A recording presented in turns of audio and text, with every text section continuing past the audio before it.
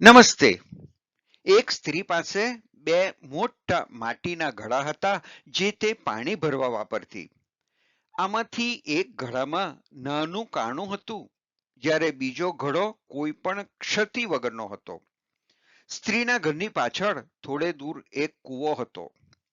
સ્ત્રી કૂવામાંથી પાણી ખેંચતી અને કાવડિયા જેમ કાવડ ઉપાડે છે તે રીતે એ બંને ઘડાને લાકડીના બંને છેડે બાંધીને પોતાના ખભે ઉચકી એ ઘરે પાણી લાવતી. બે ઘડામાંથી જે ક્ષતિ વગરનો હતો તે પૂરેપૂરું પાણી ઘરે પહોંચાડતો.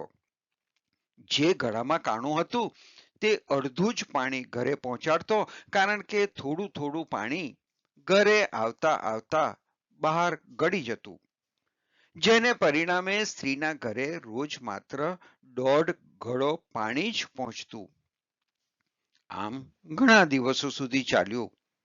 હવે ક્ષતિ વગરનો સાજો ઘડો મનમાં ને મનમાં પોતાની સિદ્ધિઓનું અભિમાન કરતો રહેતો, જ્યારે પેલો કાણાવાળો ઘડો પોતાની અપૂર્ણતા પર શરમ અનુભવવા લાગ્યો, કારણ કે તે માત્ર અડધું કામ જ કરી શકતો.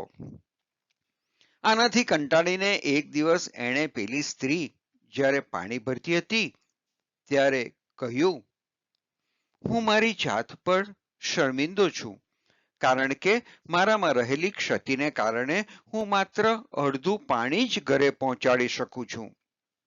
માટે મને ફેંકી દો અને બીજો નવો ઘડો લઈ લો.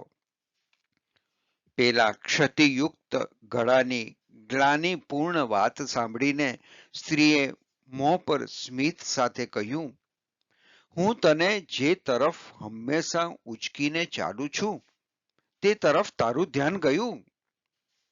તારી બાજુના રસ્તે શાકભાજી અને ફૂલો ઉગી નીકળ્યા છે તે તારા ધ્યાનમાં આવ્યું, પણ બીજા ઘડાની બાજુ એવું જ વેરાન છે, કશું નથી ઉગ્યું. એનું કારણ એ છે કે મેં હંમેશા તારી ક્ષતિનો ખ્યાલ નજર સમક્ષ રાખ્યો છે. મેં તારી બાજુએ શાકભાજી અને ફૂલોના બીજ વાવ્યા છે.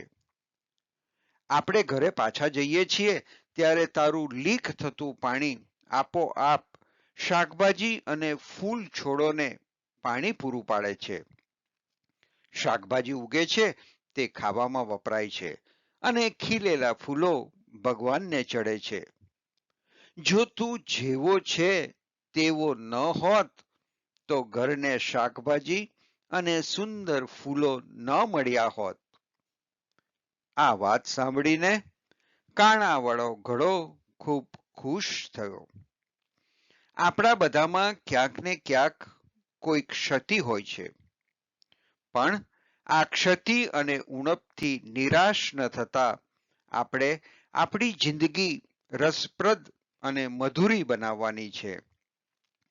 કોઈનામાં રહેલી ક્ષતિને પણ અવગણીને આપણે તેમને પ્રોત્સાહિત કરવાના છે. ધન્યવાદ.